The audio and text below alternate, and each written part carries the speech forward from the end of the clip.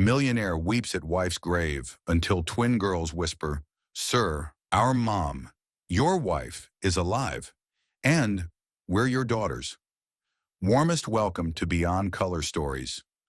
I'm your host, James, and I'm truly grateful for each one of you who continues to support and celebrate the powerful storytelling crafted by my incredible wife, Selena. Today, we bring you yet another unforgettable journey straight from her pen. I know our loyal family here will feel every emotion this story holds. I pray that peace, love, and joy fill your life daily. If you're moved by our stories, please subscribe. It helps us reach more amazing people like you. And let me know, where are you listening from? Drop a comment below. Now, without further delay, let's dive in. David Warner built empires out of blueprints and ambition. But when he met Arub, his entire understanding of power, beauty, and purpose unraveled with a single glance. She didn't enter like a storm. She arrived like the peace that follows one. Her brown skin shimmered beneath the summer sun like a sacred vow. Her eyes spoke in a language no boardroom ever taught him. And at that moment he knew, no billion-dollar deal could rival the riches in her smile. Arub wasn't just beautiful. She was deep, grounded, radiant. The kind of woman who softened a stone with kindness and lifted broken spirits just by being near. Though whispers surrounded them, cruel murmurs about her skin, her roots, David dismissed them. To him, love had never been so vivid, so deafening, as when she said his name in that melodic tone that wrapped around his heart like a hymn. Their romance blossomed in quiet places, hands brushing beneath candlelight, voices tangled in poems, past pain and faraway childhood dreams. Hers built on endurance and modesty. His shadowed by isolation and wealth. Yet each night he fell deeper, not for her beauty alone, but for how she listened. Like every word he offered mattered. Like his heart was not a vault, but a wounded bird she could cradle and heal. When he finally proposed, it wasn't flashy. It was quiet, sincere, on a rooftop beneath a moon that had seen their love bloom. His voice cracked, her tears fell, and their lives shifted forever. Their wedding, pure magic, not in its extravagance, but in its intimacy. Beneath fairy lights, barefoot in jasmine-scented gardens, they exchanged vows. Her hair danced with the wind. His suit was wrinkled from hugging her too tight. But in his arms, she was more than wife. She was home. Their first night as husband and wife wasn't wild with lust, but tender with reverence. He undressed her slowly, not just with fingers, but with awe. As she whispered his name beneath him, David felt eternity in a single breath. They didn't just make love, they made sanctuary. Hours passed like moments. Words melted into breath. And their souls wrapped around one another like vines finding the sun. The month that followed was poetry. Each morning began with kisses to her forehead, the scent of Arub's sweet tea wafting through the halls. Afternoons meant long walks, fingers intertwined, laughter echoing like lullabies. Nights were galaxies, soft jazz, candlelight, and David tracing her skin like scripture, while she whispered affirmations that soothed every scar inside him. Their penthouse didn't need grand decor. Arub made it sacred through presence alone. Plants bloomed because she spoke to them. Books piled into cozy corners. Her laughter filled the walls, turning scars into stars. For the first time, David didn't just exist, he lived. And when he finally had to leave for a delayed business trip to Paris, he did so with 1,000 kisses and reluctant goodbyes. As he left, she stood at the door, hand on her belly, the silk robe fluttering. Her smile quivered, but hope shone in her eyes. He promised to call nightly, to return with chocolates like always. But inside the jasmine-scented home, a storm gathered. David's stepmother watched from the shadows. Her eyes narrowed, her mind weaving wickedness with every heartbeat. Her bitterness had simmered for years, hidden behind saccharine smiles. Arub had stolen her power. David now spent his wealth on love, not manipulation. And with him away, the stepmother saw her chance. A mask of warmth cloaked her venom as she offered tea, asked loaded questions, and waited for the right moment. Until one rainy night, she struck. David's call delayed. Arub resting, a lullaby playing. The stepmother drenched the nursery in kerosene, walls once filled with wedding photos, baby sketches, and dreams. She lit a match, and as the flames rose, Arab woke choking, barefoot, clutching her belly. She escaped through the back, rain-soaked, the stepmother's voice slicing through the dark. "Come back and I'll finish it myself." Arub didn't scream, didn't cry. She ran, breathless, betrayed, heartbroken. By morning, the fire was ashes, and the stepmother, clad in lies, told authorities Arub had perished. David, just landing, missed calls blinking on his phone. The voice on the other end whispered, "There's been a fire. She's gone." The world collapsed. David flew home, trembling, his soul splintering. At the sight, he dropped to his knees among burnt journals, scorched bed sheets, and memories now turned to cinders. He screamed her name. Even birds stopped in flight. And when no answer came, he buried her. Real stone, real tears, fresh flowers daily, letters written nightly. A suit on his back, tie loosened, whiskey ignored. His only company was regret. Far away in a coastal town, Arab sat in a borrowed room above a flower shop, her belly growing, her hands shaking. The elderly couple who sheltered her were kind, but her eyes watched the door each day, hoping, fearing. She couldn't reach David. Not yet. Not while the monster still lurked. Her days blurred, letters she never sent, tears swallowed before they fell, dreams too dangerous to hold. But each time she looked in the mirror, she placed a hand on her belly and whispered, "He thinks we're gone, but we're—" And truths buried became the spark that unraveled the veil of David's heartbreak. It arrived at his hands wrapped in evidence tape, handed over by a detective who'd long followed the mystery of the woman who had vanished without a trace. The detective's voice was careful, quiet, like someone delivering news to a man whose soul had already suffered enough. "We found this in the ruins of your stepmother's estate. Thought you might want to read it in private."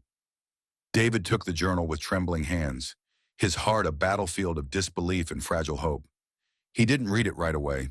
He held it for hours, just held it like it was a matchstick capable of burning his world down again or lighting the path back to it. And when he finally opened it, beneath the soft glow of his study lamp, he read until the dawn broke through the curtains. Each entry was a dagger, each page laced with confession and cruelty. How she had planned Arub's disappearance, fabricated the fire, spread the ashes of an anonymous woman to seal the lie. And worse still, the threats, written in cold ink, about killing the twins if Arub ever returned.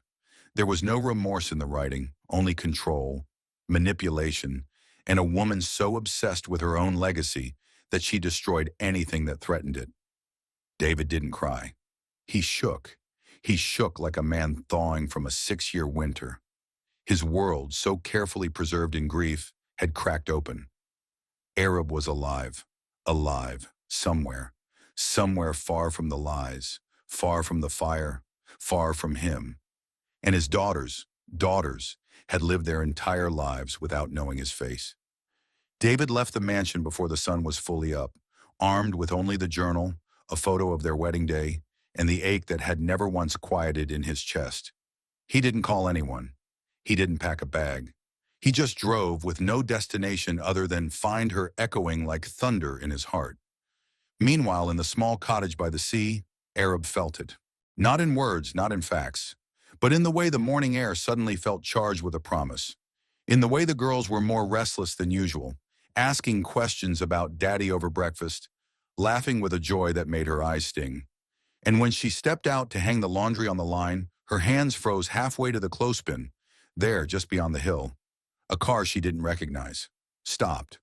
A tall figure stood beside it, unmoving, as if afraid the world would vanish if he blinked.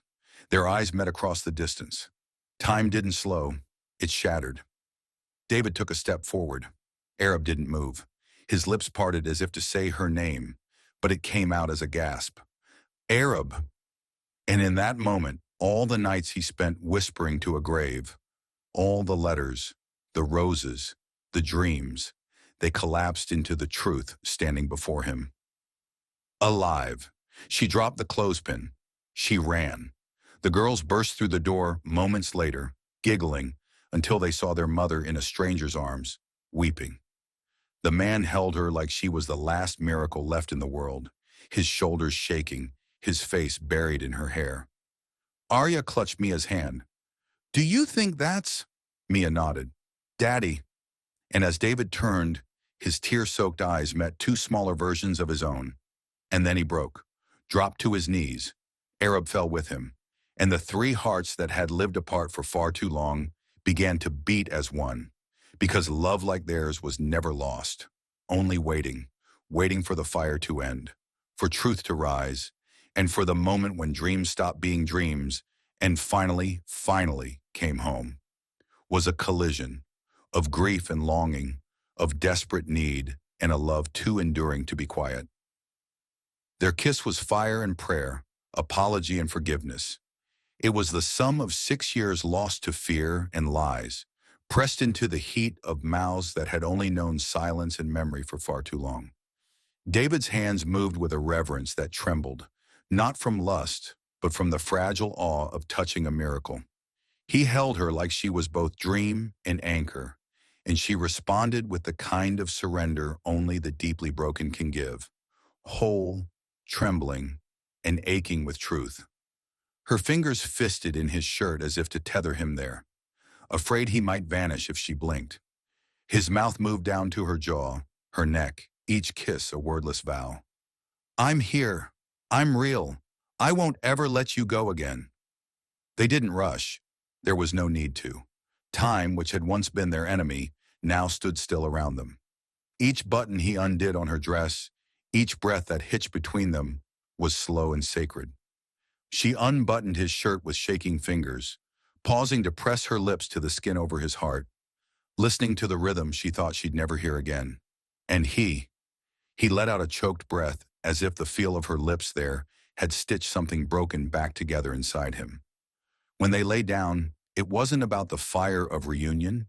It was about the quiet, the whispers, the tender gasps, the reverent way they memorized each other again. Skin to skin, heart to heart, building a new memory over every scar. His touch was worshipful. Hers was a balm. They moved together slowly, sinking their breath and pain and longing into something gentle and whole. Every moan was a letting go. Every shiver was a homecoming. After they lay tangled in each other, her head on his chest, his arms curled tightly around her like a shield against the world. For a long time, neither spoke. The only sound was the soft crackle of the dying fire and the hush of wind against the windows. And then, softly, she said the words that made his chest seize with wonder and gratitude. "You came back for me." He kissed the top of her head and whispered, "I never left you." "Not really. You lived inside me every single day." A tear slipped down her cheek and onto his skin. "Even when I couldn't reach you, I prayed you'd feel me." "I did," he said, voice breaking. "In my dreams, in every heartbeat, in our girl's eyes. You were never gone, Arab. You were the reason I survived." She held him tighter, and he felt her tears, warm and silent, against his skin. But this time, they weren't tears of pain. They were release, relief, a sacred kind of peace. Outside, the stars glimmered like they were bearing witness to something holy. And inside, in the hush of that small room, two souls, once torn by lies and time, finally lay whole again. Not just reunited, but resurrected by love. Forever had just begun. Soft gasp catching between them as he carried her back through the candlelit corridor, his steps unhurried like he was memorizing every heartbeat of the moment.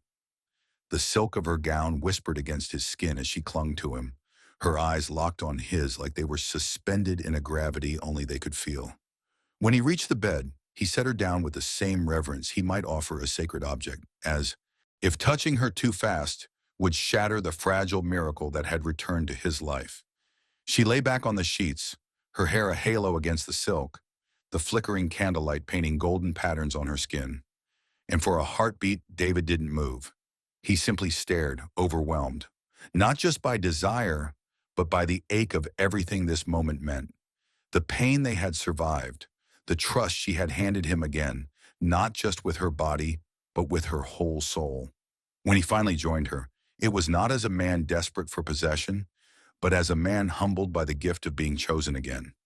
He touched her like he was reading a story written in the curves of her body, every brush of his fingers a verse, every kiss a vow. She arched to meet him, not out of need but out of connection, out of the sacred reunion of love, long delayed but never extinguished. Their lovemaking that night was slow, reverent, and infinite. There were no rushed movements, no frantic need to claim, only the kind of intimacy that happens when two people have fought their way back to each other across heartbreak, distance, and time. They whispered things they had never dared say aloud. Her hands clutched his shoulders as if to remind him that she was real. His mouth traced the line of her jaw, her neck, the swell of her breast, like a man mapping the only geography he ever wanted to belong to. She cried again, not from sorrow, but because love, real, consuming, resurrecting love, sometimes overflows in tears. And when he held her afterward, their skin slick with sweat and the air thick with the scent of rose petals and redemption, David buried his face in her hair and whispered, "You are everything." Arab pressed a kiss to his chest, right over his heart, and whispered back, "You always were." They fell asleep tangled together in silence, their bodies still humming from the collision of soul and flesh. And long after her breathing slowed and her body softened in slumber, David lay awake holding her, one arm wrapped around her waist, the other resting protectively on her hip. He memorized the weight of her against him, the softness of her breath at his neck, the peaceful rhythm of their hearts aligned once again. Outside, the world was unchanged. The moon hung above the estate, the trees swayed in the gentle wind. But within those walls, in that room soaked in golden candlelight, in love made flesh, everything was new. He had his family back. He had the woman who never stopped haunting his dreams now safely asleep in his arms. And more than anything, he had hope, because some love stories don't end. They pause, they survive, and then, if you're lucky enough, they come home. Neither could speak, not in words. His lips traced a path from her collarbone to the hollow of her throat, lingering there like a whispered prayer. Her moans were soft, almost reverent, yet desperate in their need, her legs wrapping tightly around him as she breathed his name again and again, like it was the only truth she knew. As they moved together, slowly at first, then with a rising hunger, every second stretched into something infinite. In the flickering candlelight, their shadows danced on the walls like spirits celebrating a long-awaited reunion. When David whispered, "You're mine. You've always been mine," it wasn't a claim. It was a confession. And when she answered, "You're my home," it wasn't a reply. It was a surrender. The world fell away, narrowing to the heat of skin on skin, the rhythm of bodies rediscovering a language older than pain, older than fear, older even than love itself. And when they reached that trembling summit together, gasping, eyes wide, hearts racing like wild birds, it was not just pleasure, it was healing, the kind only two fractured souls could find in each other's arms. Afterward, they lay tangled in sheets in silence, her head resting over the thunder of his heart, his arms locked around her like he never wanted to let go again. Even in dreams, the fire cast a warm glow across their skin, and long after the candles melted low and the music faded into memory, they stayed there, breathing in sync, hearts sinking into peace, wrapped in the holy hush of something too sacred to name. David pressed a kiss to her forehead and murmured, "I've dreamed of this, of you, every night." Arab lifted her head, tears shining in her eyes. She touched his cheek gently and said, "Then tonight, we both finally woke up."